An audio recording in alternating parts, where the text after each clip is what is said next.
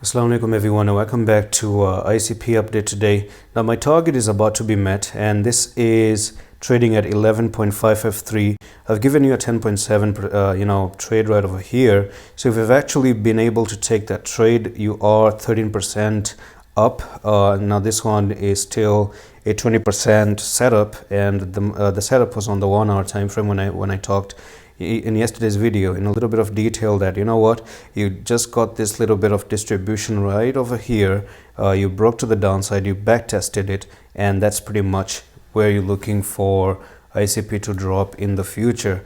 Now I'm just going to kind of quit this. All right, so what happens when you go down to 10.7? I'm still not quite convinced that's going to be the end of it. I'm not really convinced if 10.7 is going to be a very big support, and then you're going to hold 10.7, and then you're going to start flying from 10.7. I really don't see things being that way, at least for now. I can actually see ICP moving all the way down to even 8.9 and probably even touch $8.3 right over here. Now I personally would say that if ICP does break all the way down to 7.717 and you start to hit your head like this, that may be one huge little bit problem. And I'm quite scared about Bitcoin as well, because Bitcoin has a very huge bearish divergence since October.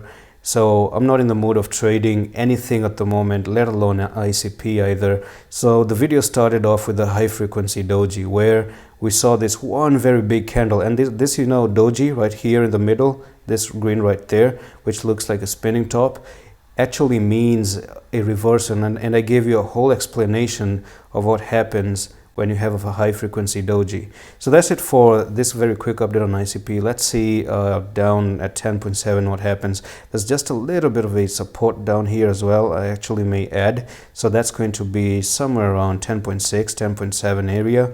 Yeah, so let's see if we can actually try to have a reaction here as well. And that's it for the video. I'm going to see you in the next one. Allah Hafiz.